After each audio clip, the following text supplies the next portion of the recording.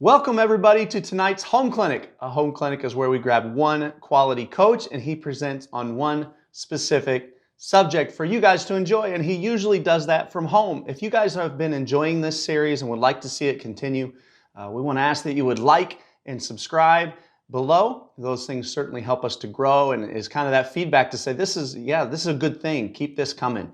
If you have a desire to present in the future, reach out to us on Twitter, DM us. That's at the Chief Pigskin.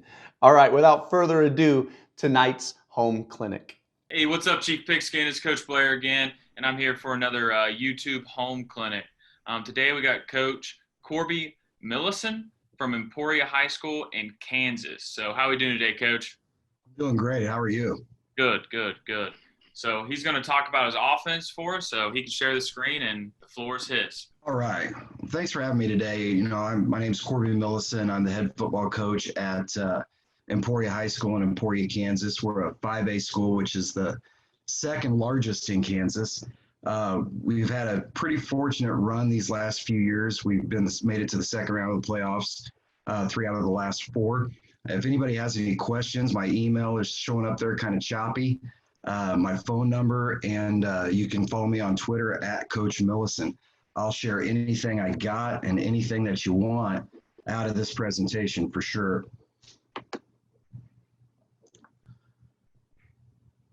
All right, we're going to talk a little bit today about power, counter, and trap, my 3 favorite plays. We run this play out of all kinds of different personnel, 12 personnel, some 22 personnel. We run it out of shotgun. We run it from under center. If we can't run a play under center and from the shotgun, we simply won't run it.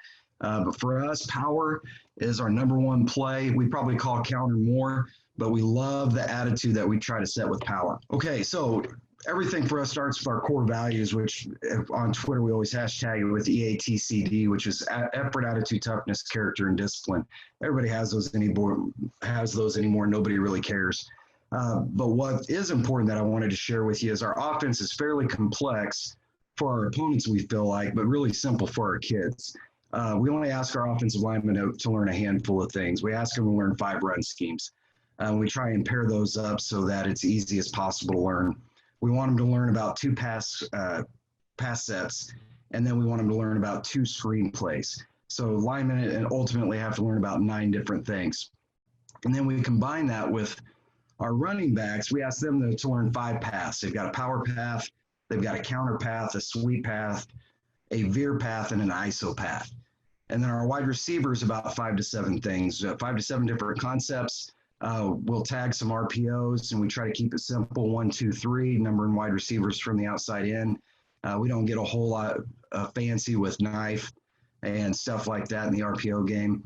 But we feel like that gives us about 35 or 40 different things that we can do and not have to learn a whole lot. It allows us to get into some different looks. We'll get in the pistol, we'll be in the eye, we'll be in the gun.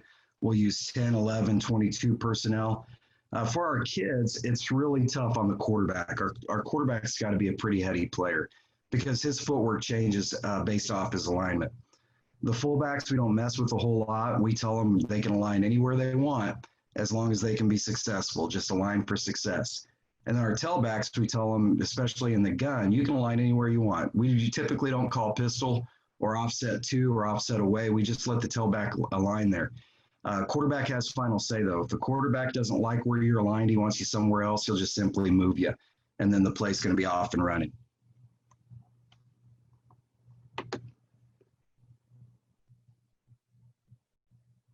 All right, so our rules. We try to keep it really simple. Power, we call green. It's just, we don't go with numbers. We just say green right or green left, and the kids know that that's power. For our center, we just go man on, first man backside. Center knows if he's got a backside shade, that is his baby. He's got to take him. If there's a backside 3 and the guard's pulling, he might have to eagle him, which is a really tough block. He'll have to talk with that play side or backside tackle to see if the backside tackle can handle him or if he's going to have to block back. Our play side guard has got the same rule: first man backside, man on, first man backside. If he's got a 2-eye, he could ace that or with our center, or if he's got a 3, he can deuce it with our play side tackle, but ultimately he's got first man backside. Play side tackle again, first man backside with him. He can deuce a 3, but the 3 is ultimately his. He can ask for double team help, but that's not a guarantee it's going to stay there. Our tight ends rule is pretty simple. We just tell them cloudy or clear. If you can get inside to the linebacker without somebody in your path, then we consider that clear. And he's going to go ahead and block down. He'd go inside. If there's a 5 tech or a 6-eye, we're now cloudy and he's got to go out for clear. Our backside guard's going to pull. We let him do that. The 2 a.m. rule we'll get to a little bit later.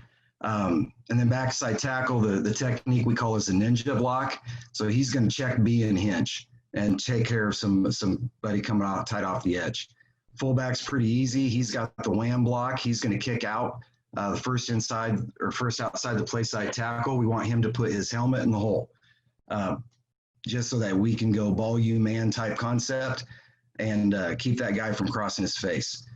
Our tailback has a slide step. That's going to be his technique. He's going to step off the track and go downhill. The key for us on power is we want this to hit in the A gap. We don't want it to be off tackle. It's going to end up off tackle a lot, but it could hit on the front side A and it could hit on the back side A. Just kind of depends where the hole opens up. Our quarterback, if we're under center, we want him to drive the ball deep. The deeper he gets the ball to the tailback, the better.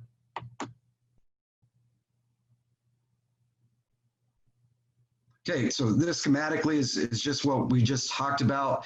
This 3 tech here on the left-hand diagram, we can deuce that. However, this guard knows he's got first man backside, which is going to be this wheel. So he can help here, but ultimately he's got to cut off the wheel.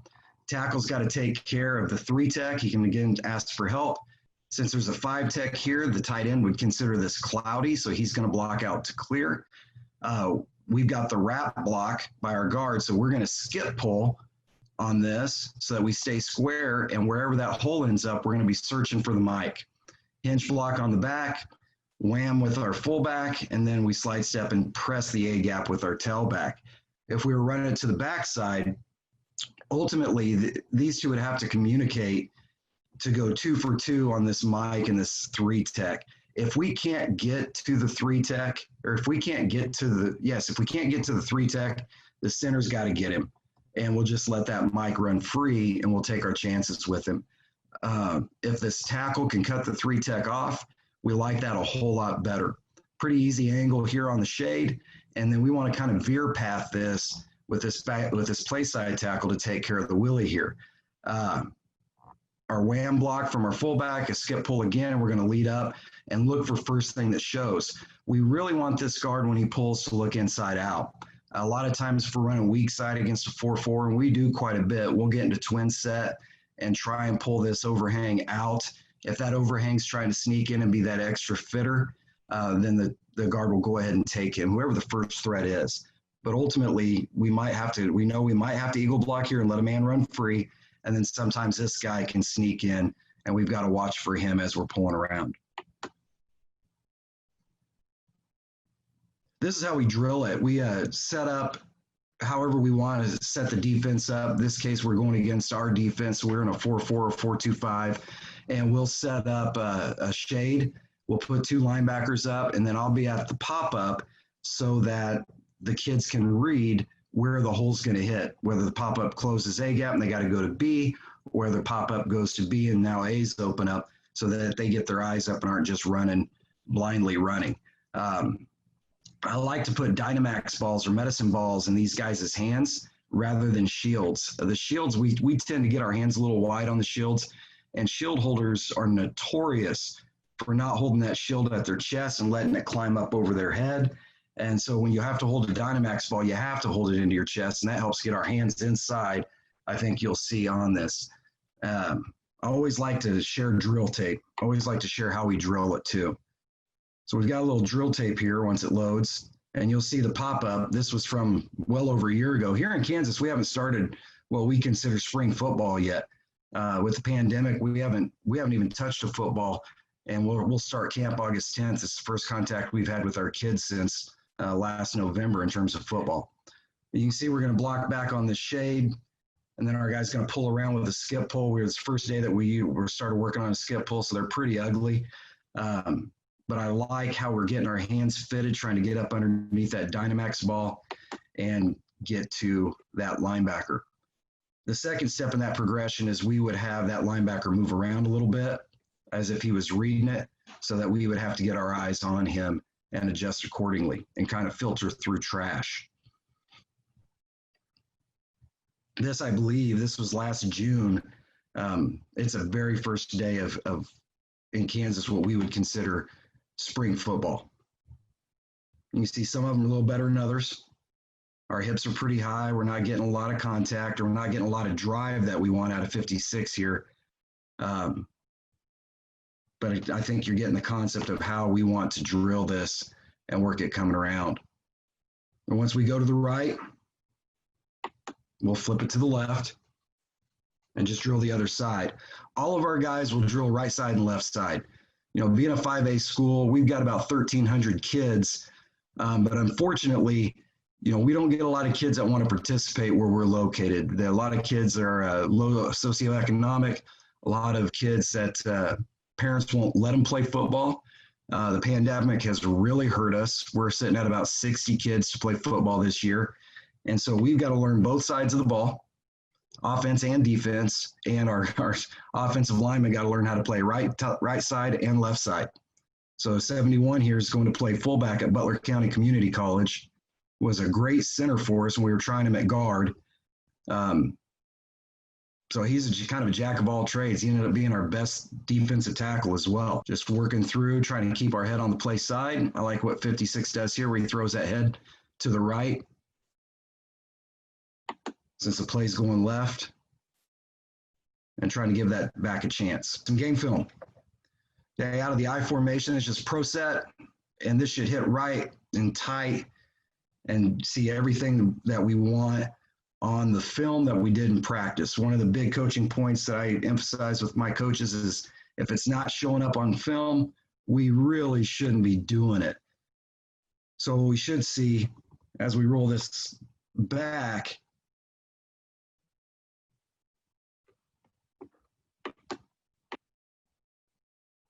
is we should get a nice little deuce here, working towards this backside backer, shade blocking back, tackle or tight ends blocking clear. Fullback is going to wham right here, and then a slide step and press straight down this hash out of our tailback. And then if he stays nice and tight, those shoulders are square, sucks that linebacker in, and then he's got a nice little crease. If we correct it, I think my big coaching point here for 56 on this was how wide he gets coming through the hole. He starts to feather out and takes a whole lot of green grass away from number 5. I felt like if he would have stayed tight, that would have gave us the sideline to get to, and we probably would have had, that's a good play. That's a really good run, but I think it could have been an excellent run had we just been tighter to that double team. We'll run it out of the end zone, same type of thing here. We're just trying to stay in A gap. A lot of the plays you're going to see on here, we're running power to the left, and we're going to run counter to the right, and that's by design. My coaches didn't like it, but I didn't care. Our left tackle was a first trimester graduate and is now at Iowa State University. Here, he's a 6'6", 290-pound kid. And I'm gonna run behind him for sure.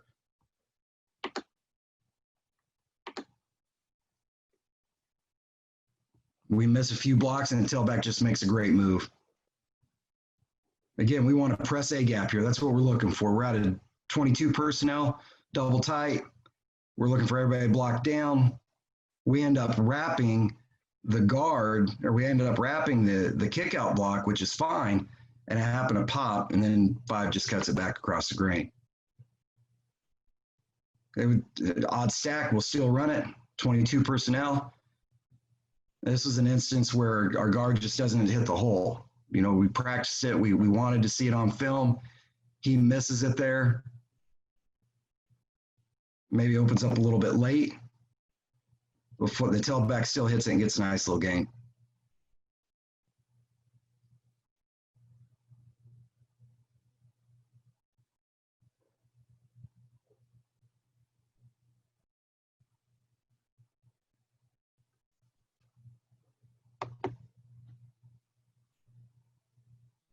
Another example, running into the short side of the field.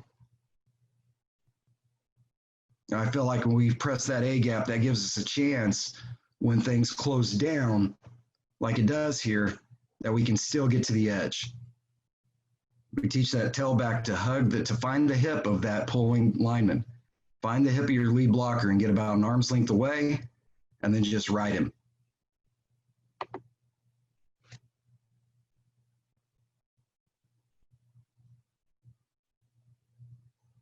They reduce down, not a big deal. 76 is just going to come down.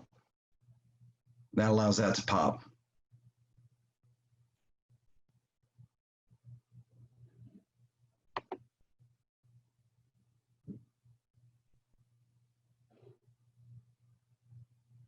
I love it when you blitz against this, because with the gap scheme, we just really don't care. You're going to hit a few, you're going to miss a few, and this is the case that they missed a few. Gave us a nice little 15, 20-yard run.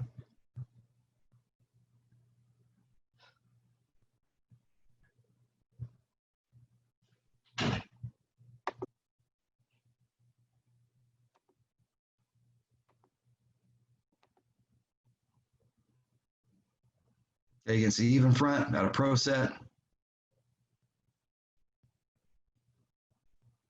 This is an example of it just hitting real nice in that A gap.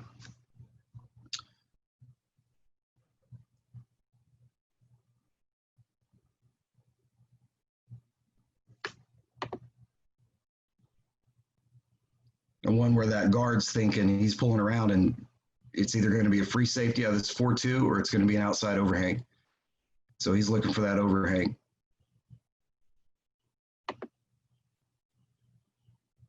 Okay, power read. Everybody runs power read. I mean, that's a great complement to the power. We block it a couple different ways. We'll run it just like regular power, where we leave the defensive end as the read, and we'll also block base up front and let the read become a linebacker. It was a great play for us. How we changed that is now we're in gun all the time on that. And then our tailback is going to run a sweep path, and our fullback is going to be the lead blocker in the alley. And then the quarterback just knows who he's reading based off how we call it. We would drill it exactly the same way for the lineman. I would have liked our pulling guard here to leave that read alone. We had already handed it off. Let him climb to the second and third level. But you never go broke when you make a profit, right?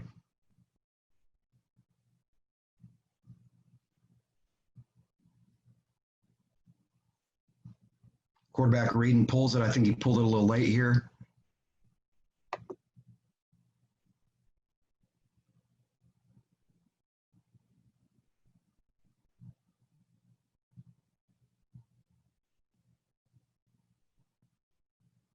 Everybody just lets everything wash out and finds his way into the end zone. Run it out of trips. We'll run it out of trips as well. So here we got 3-by-1. Quarterback keeps it. I believe this play, we read the backer.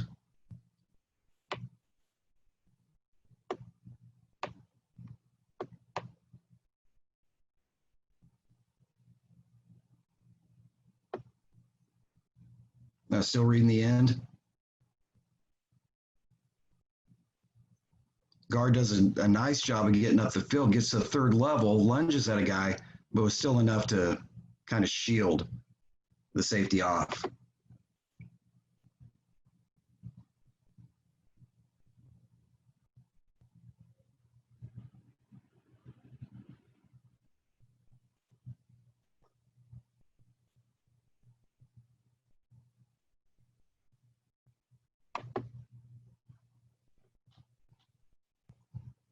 Another example out of trips. We ran it to the nub side this time. It's always nice when you can hit, when your quarterback hands it off and then becomes the lead blocker. Get our guard up in, he gets a block at the second level. Our quarterback gets a block at the third level. It just was a really nice play.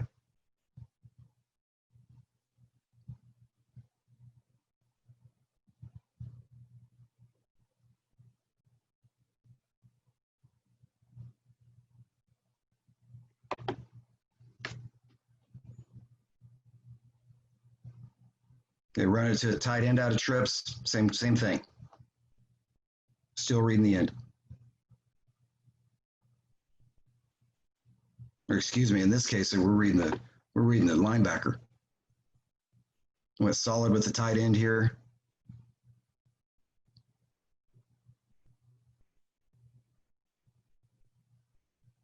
Quarterback read the run through and pulled it. All right, counter. This is probably my favorite play. Is absolutely favorite play. Try to keep it as simple as possible for our kids. So we tell the kids on the front side, you are blocking power. It's the same play as power. So power and counter is the same for you from the center all the way out to the tight end.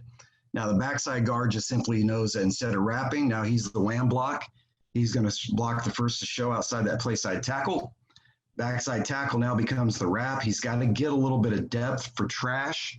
Fullbacks fill in for the backside tackle. Out of the I, we have dance steps or roll steps for our tailback. They're going to cross over away, plant, and come back. And that should set them up for their path towards the play side. We change that based off ability. If we've got a really fast kid, he's going to take more steps.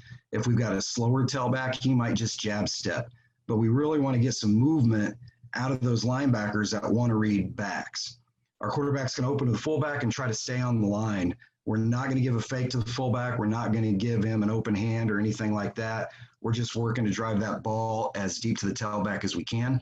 The big coaching point for counter for our quarterbacks is as soon as he hands that ball off, he's got to snap his head to the backside defensive end. He's got to have a feel for what he's doing, because when we run counter pass, we are going to block it the exact same way that we do counter. And that defensive end is going to come unblocked. It's going to be a true naked play action. So he's got to know where that guy's at and what he's doing. How we set up the drill, we get out our boards. We've got big rubber boards. And so we'd set one at about a 45-degree angle, one flat, and then take a shorter board so that our center has to step over it, and our tackle's got to get around it to get that depth. And then, again, Dynamax falls on these two cats, and hopefully this one here too will bring the fullbacks over so that we're working the fit. And so he actually gets double work. He's working power to the left for our fullback if we're running counter right. He's working his kick out, and we'll also turn it into a log, and then we've got our wrap up block for our tackle. Okay, schematically, again, it's going to look exactly the same up front as power did. It's got to go if it's cloudy or clear. We'll also change that based off game plan if you've got a pretty good defensive end.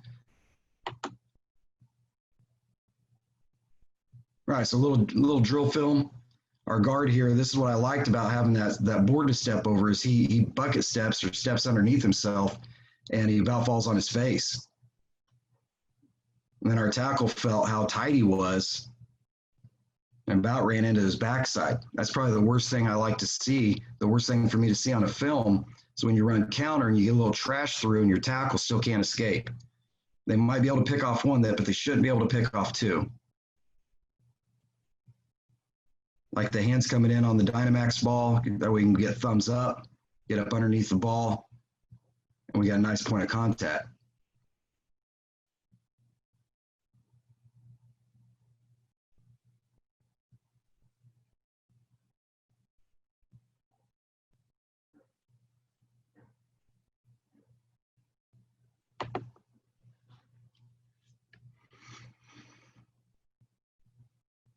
Okay, working a little bit of log here too.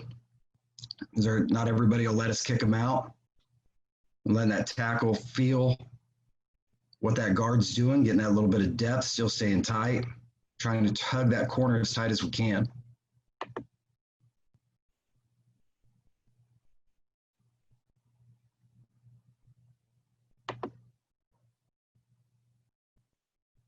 Working it to the left with a kick out. And then we'll bring our fullbacks over. We have a counter variation we call Brown Xtra that we picked up at from Oklahoma, where our fullback is going to go to the same side as our pulling guard and our pulling tackle and get an extra hat on that play. We found that we have to run it out of 22 personnel. Sending that fullback to the play side and pulling both guard and tackle brings up an awfully short edge if you don't have double tights in. or if you're not running it away from the tight end. So we like this play. We ran it a bit against the 3-3 stack, but it wasn't a tremendous play. But we still got to get a lot of work in out of this drill, combining these guys. Our fullback gets to work power. Our guards get to filter through some trash, and we're still getting our counter pull out of our tackle. Okay, a little game film.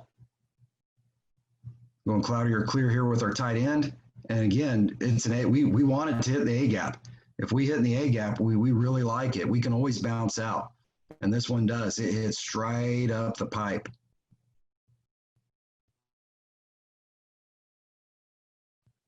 You should see a slide step off the track, or excuse me, dance steps, crossover plant, and come back out of our tailback. Our quarterback should get his head around and get eyes on that defensive end.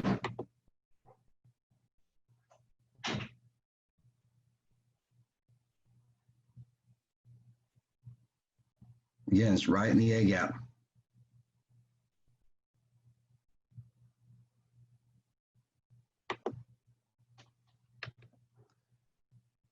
We find that roll step, those dance steps really hold that backside linebacker. He can't come over the top. Then we get that front side linebacker trying to step over as well. You can see this young man on my right. He really comes inside when he sees those roll steps, and then it's too late. He can't get back.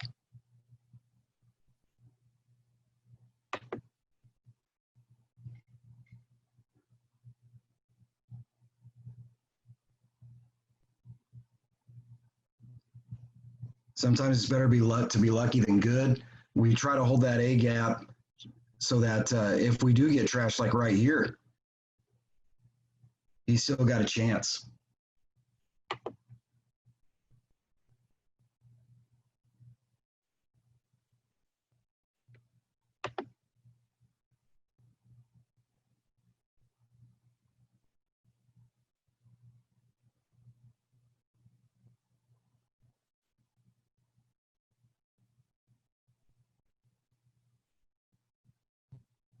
Our wide receivers, I don't mess with them a whole lot. Those guys, we let them come off. If they've got press coverage, we tell them to run them off. If they've got a soft cover corner, we want them to get off a little bit and trigger when they trigger. And we tell them we just want a 1.5 second block. That's all we want. Don't fit them too early because they're going to end up holding them because they never work blocking enough. They all want to run routes. So like right there, we probably should have got called with a clip, but didn't.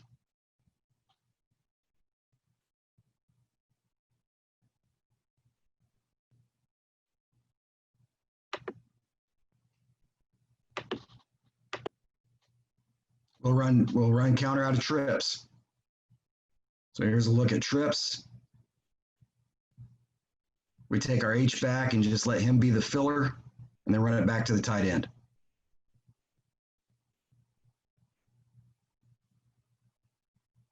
In this case, our tailback wanted to be in a pistol look. He could have been offset. He could have been front side for all we care. Whatever he wants to do. Quarterback just he's got to look behind him before he starts his cadence to know exactly where he's set up at. And then both their steps change just a little bit.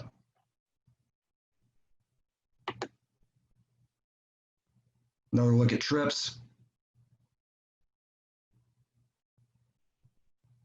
That time the running back was offset instead of in the pistol. We tell him to just take a little slide step to the play side so that he can get that mesh. The job of the mesh is always the running backs for us in the gun. It's not the quarterbacks.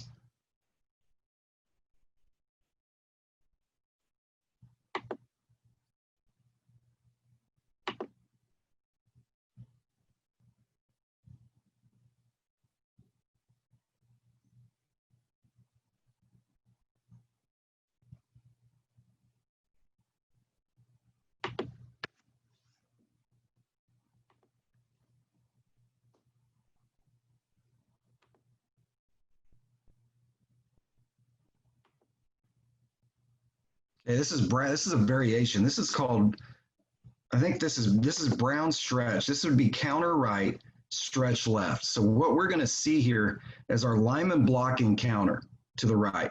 So counter is going to be coming back this way. So this cat's going to pull and kick out. He's going to pull and wrap. This guy should filter and seal. And then these two are going to stalk these two. And we're going to read this end right here. So if the end comes up the field, quarterback's going to pull it and run the counter. If the end chases, scrape and chases, then we're going to hand it off and run the sweep. So we call this counter stretch. This would be counter right stretch.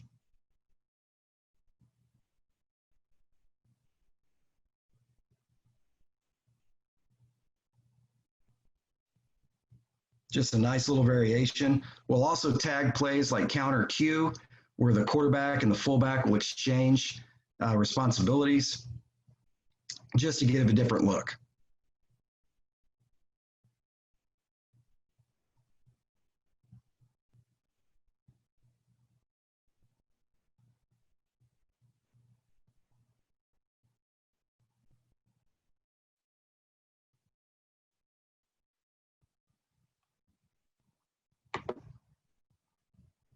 All right, counter pass. This is the only way other than the variations of counter that we really protect this. And it's one of my favorite pass plays. We run it a lot to the left, and we have a lot of right-handed quarterbacks. We work the snot out of it. But it's the same old counter pass that everybody that's ran I formation forever runs. Our X, our backside receiver, he's going to run a go if he's slower. If he's a faster receiver, we're going to let him run a post corner. Our Z on the front side has got a backside post, and our Y is going to run a drag. And we tell him we want you to go under Mike and over Sam and be about 12 to 15 yards at the sideline. Fullback has to go in front of the defensive end. He has to chip his shoulder as he goes by. If he goes inside of him, he will never get open. And then our progression for this is fullback, tight end, post. That's really how we want to throw this. Fullback, tight end, and then either the go or the post corner. A lot of times it's going to be to the fullback. He's going to open right away, and it's smooth sailing, especially running it naked. We're going to block it exactly the same as counter up front. And so when we tag it with a boot, this would be brown boot. These guys hear boot, they know that I cannot get downfield. So they're all going to block counter. He's still going to wham. He's going to wrap and sit. Our tight end should come underneath of our mic here and go over the top of the Sam, or underneath the Sam and over the top of the mic and get to about 12 or 15. Got a go route, and then we've got a post route here, and then he should be clean into the flat. Again, we don't block this guy.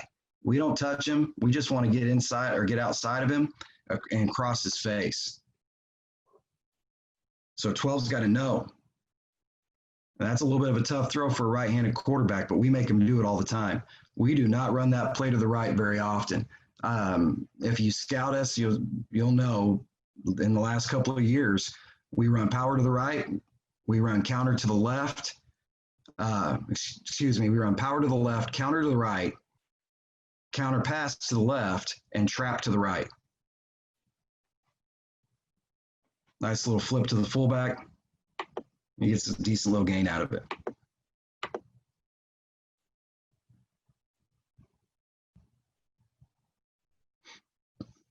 We're pretty excited about number 44. He's just a freshman.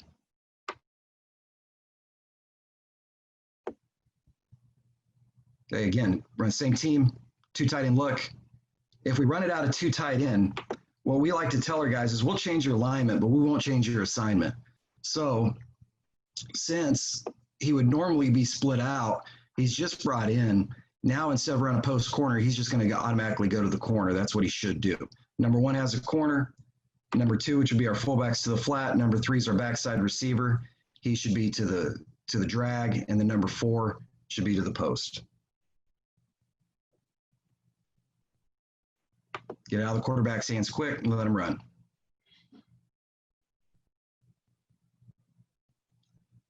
The coaching point for us on this, as I watch this is a young quarterback. He's a backup.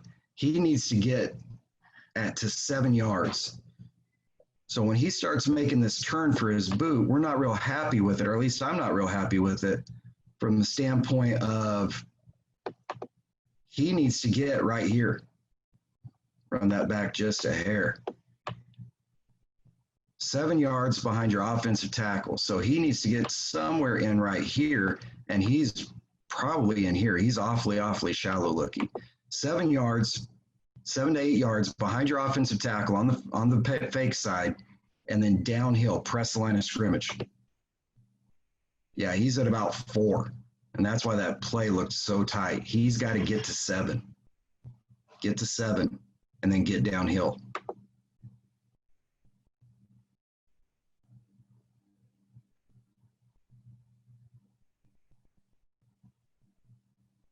Much better for number 12 here. He gets to 7, decides to set his feet because he didn't like the flat and throws it to the slant or to the drag.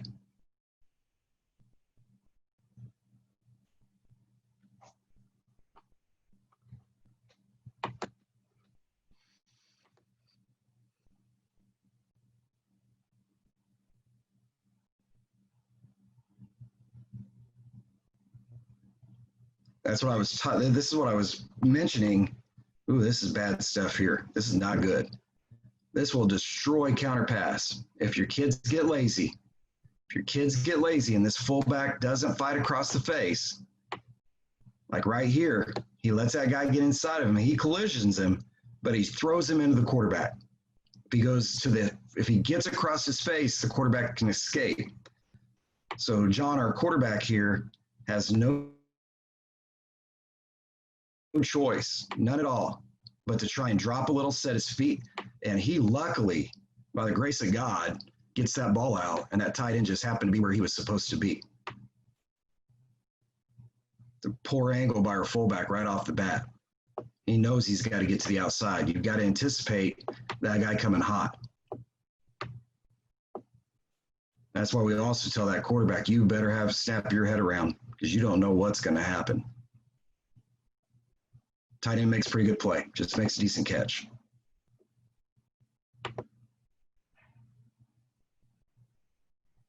Okay, this is just another variation of counter that we run. We call it fat for the fullback and the tackle. We get some teams every now and then, and especially in a 50 front, they'll slide it over. So we get a backside 4-eye, a front side shade, and then a 4 or maybe a 5 and 2 9s. And that really messes with counter. Because now if we pull our guard and tackle, there's nobody really to get on that 3-tech very easily. So you got 2 coming back off the edge. So that we wanted to be able to still run counter, some type of counter scheme, we decided to run an FT counter. We just called it fat and let the backs align where they want. Everything stays the same up front. And these guys align for success. We would have let this guy come all the way over here if we really wanted to and ran it, but he liked being able to pull around and pull through too, and that helped us get a little movement.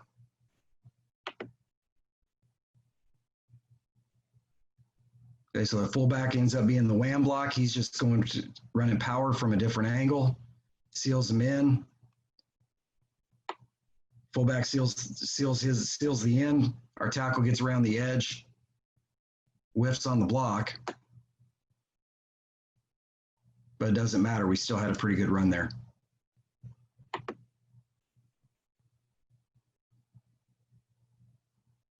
And you'll see here that our tailback is on the front side. You know, we don't care where he lines, and the quarterback, as long as the quarterback doesn't move you. So he comes and makes the mesh, and then he's right up inside. He could have been on the back side. He could have been on the pistol. He could be on the front side, wherever he chooses to line up. We'll let those guys be the tendency breakers. Okay, now he's on the backside, same play, but running it from the backside.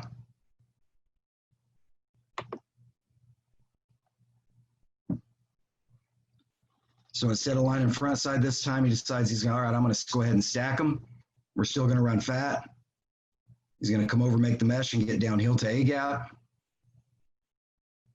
He gets a decent little carry out of it. I don't overcoach these guys. I tell them where I want them to get to. The fullback here, this is pretty bad by our fullback. I don't know if he slipped or got off late or what, but the tackle beats him there.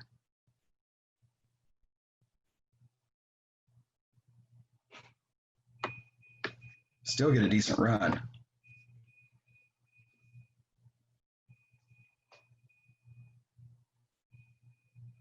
We really like this. I like this more against a 50 front than I do an odd or an even front. We get a slit over front, or people that are trying to pinch the Bs, then we'll probably run fat versus counter. And with a little window dressing, we'll put a little zip motion in it. We run a lot of jet sweep. And so we just decided we'll run zip motion and bring it back away from the motion. See if we can get some movement out of this 3-3 stack.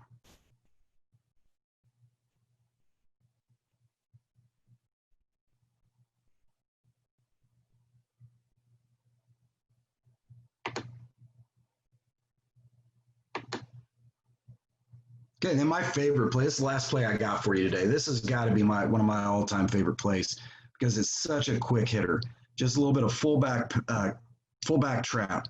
Our center is going to block power. Again, we try to marry up as many plays as we can. So we tell our play side guard and our center, you're basically blocking power. But the play side guard, we covet that with a don't block a 2 out. So we'll block a 2. We'll block a 3. If we get a 2-eye, we'll wash him. If we get an odd front, we probably aren't going to run trap. I don't like to run trap against an odd. You're going to see some clips of us running it against an odd. A long trap for us, I don't like a one-on-one block with our center and a nose. I feel like he can probably get rooted out of there. That's why I don't like it. But those two are going to, for all intents and purposes, are blocking power. So they're blocking the same thing on power, on counter, on fat, on counter pass, just marrying those up. We tell our play side tackle, you are blocking the first available play side linebacker. The only people we're blocking on the line of scrimmage is a shade and the guy we're kicking out. So that's it. He's going to block the first available linebacker play side. Tight end's got the safety. He is the touchdown block. If he's got 1 high, he's going to go get him. If he's got 2 high, he's going after the play side safety. If we score, it's because he got to the 3rd level. Our backside guard, again, is our trapper. He's our wham block. And then our backside tackle also has our first available linebacker. Fullback's going to take a midline path. He's got the dirty spot of the center that he has to go to. He cannot cut. He cannot bend this. We are going straight ahead. If he bends this at all, we're in a lot of trouble. It's not a wing T. It's not the wing T trap where you step away and counter it back in. This is straight up the hee-haw. So the play is going to bend to the play side, but not until the 2nd level. Tailback's going to take an option path. We'll run trap option off this eventually. Quarterback's going to reverse out. He's going to seat his hands and then take that option path. He's going to turn his back to the defense after he hands it off to try and hide that he's got the football to finish that reverse out. All right, so against us, against my 4-4 or 4-2-5, we're just going to block first man backside. That's our trapper. He's got first man inside right there, first available linebacker, free safety, and then we've got to stay tight, step off the track, spin out, call the ball.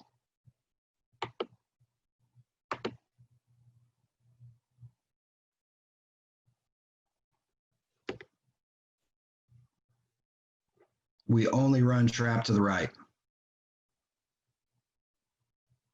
It's the only way I like it. There's no rhyme or reason there. A little tight, a little slow, a little slower than it should hit. The big coaching point for me with this is the head on the play side.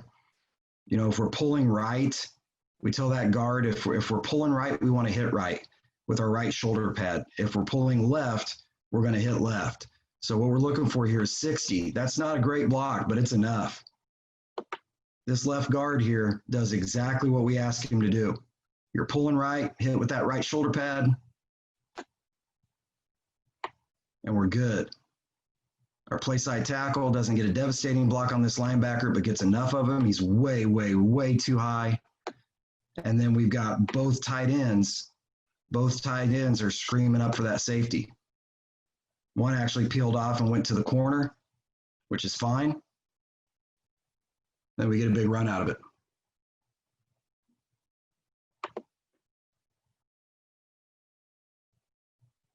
Does not bend. He cannot bend this till he's at the line of scrimmage or beyond it.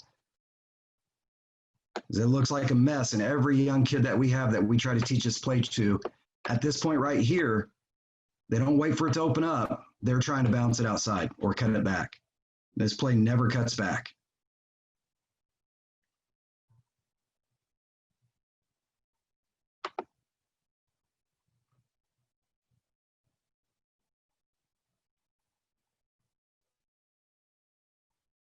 Want it to stay right inside.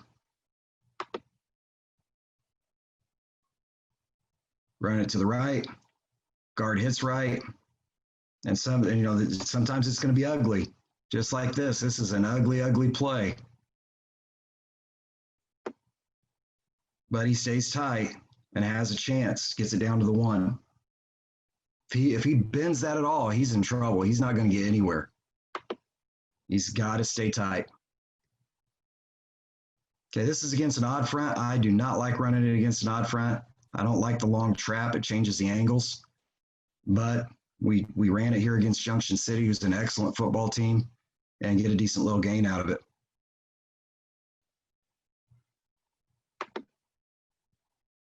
I think the tendency was that this nose was slanting away, and with him slanting away, we felt comfortable running a long trap.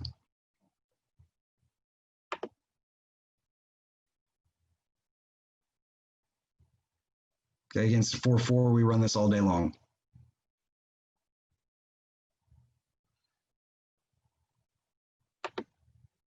Just a nice quick hitter.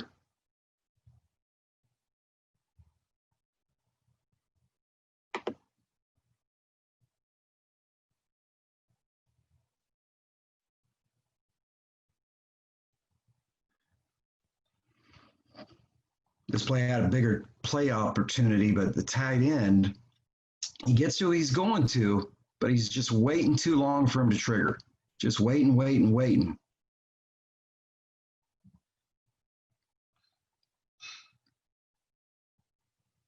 And allowed a more athletic team to catch us from behind. Nice and tight, nice and fast. Boom. We like to tell the backs, hash number sidelines, hash number sidelines. Can't just bend it out, hash number sidelines.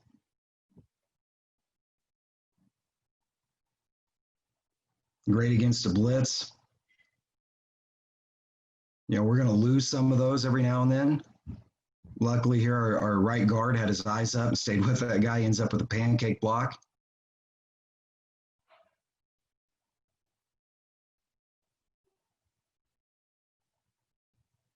Fullback paid the price after he scored. But everybody's trying to build a wall. Everybody's trying to build a wall right there. We're trying to get everybody walled off and work into this side.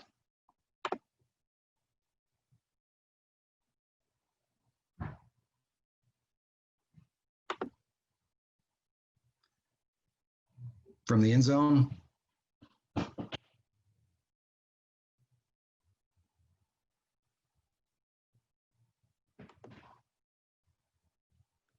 And Garrett, that's all I got for you.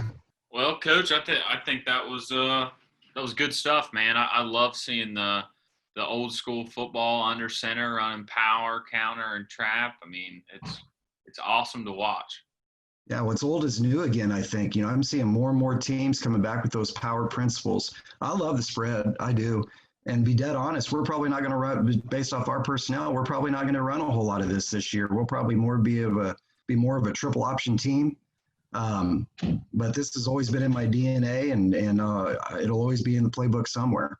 Yeah, it is coming back around. I think. I mean, it's just like everything goes in cycles, and you got to do what you can with what you got. So you got to do what fits your personnel. But Coach, I can't thank you enough for sharing information with the coaches and our Chief Pigskin audience, and thank you so much. Hey, thanks for having me. I enjoyed it. Awesome.